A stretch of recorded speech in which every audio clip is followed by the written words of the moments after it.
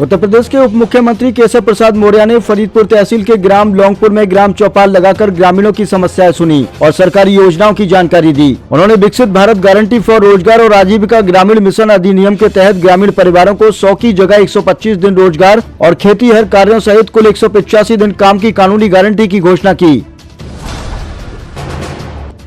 UP सरकार के निर्देश पर नगर निगम बरेली ने शहर के पार्कों में हरियाली और पानी की बचत सुनिश्चित करने के लिए ऑटोमेटिक वाटर स्प्रिंकलर सिस्टम का पायलट प्रोजेक्ट शुरू किया। इस पायलट प्रोजेक्ट की शुरुआत सिविल लाइन क्षेत्र के कमिश्नर आवास और नगर निगम कैंपस के पार्कों से की गई है। इन दोनों पार्कों में सिस्टम लगाने का खर्च लगभग 1 लाख रुपए प्रति पार्क रहा।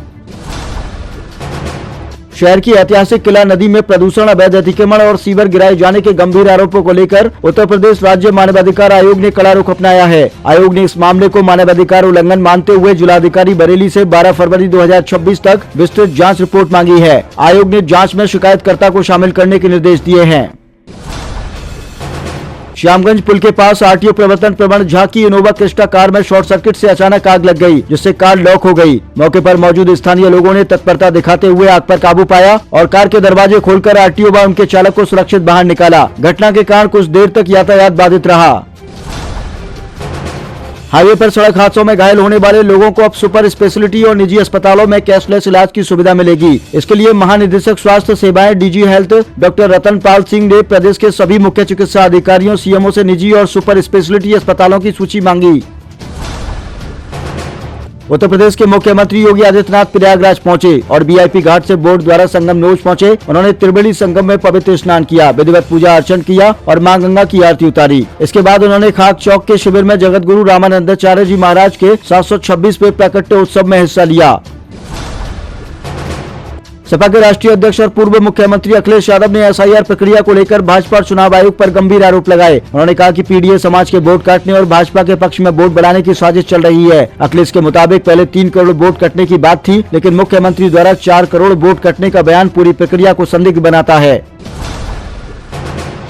दिल्ली से सटे गाजीपुर बॉर्डर और काशी टोल प्लाजा पर आजाद समाज पार्टी के प्रमुख और सांसद चंद्रशेखर आजाद और सपा के राज्यसभा सांसद रामजी लाल सुमन को पुलिस ने मेरठ में प्रवेश करने से रोक दिया, जब वे सरदना क्षेत्र में उस दलित परिवार से मिलने जा रहे थे जहां महिला की हत्या और बेटी के अपहरण का सनसनीखेज मामला सामने आया। पुलिस ने इलाके में तनाव की आशंका को जताते हुए रोक लगाई है, लेकिन समर्थकों के बीच चंद्रशेखर आजाद आगे बढ़ते दिखे और स्थिति तनावपूर्ण हो गयी। ओडिशा के राउरकेला में इंडियन वन एयर कंपनी का 9 सीटर चार्टर्ड विमान दुर्घटनाग्रस्त हो गया। पायलट समेत विमान में सवार सभी 9 लोग घायल हो गए, जिन्हें नजदीकी अस्पताल में भर्ती करा दिया गया है, जहां सभी की हालत स्थिर बताई जा रही है। यह हादसा राउरकेला से 10-15 किलोमीटर दूर जालदा इलाके के पास उस वक्त हुआ जब तकनीकी खराबी के चलते पायलट ने इमरजेंसी लैंडिंग की कोशिश की। पश्चिम बंगाल के दक्षिणी 24 परगना जिले के चंपाहाटी इलाके में एक पटाखा बनाने की फैक्ट्री में जोरदार विस्फोट हो गया। हादसे में 4 लोग गंभीर रूप से घायल हो गए, जिन्हें नजदीकी अस्पताल में भर्ती करा दिया गया। विस्फोट इतना तेज था कि फैक्ट्री की इमारत को भारी नुकसान पहुंचा और आसपास के कई घर प्रभावित हुए, जबकि एस्बेस्टस की छत उड़ गई। धमाके के बाद फैक्ट्री में आग लग गई, जिस पर कई दमकल गाड़ियों ने कड़ी मशक्कत के बाद में काबू पाया।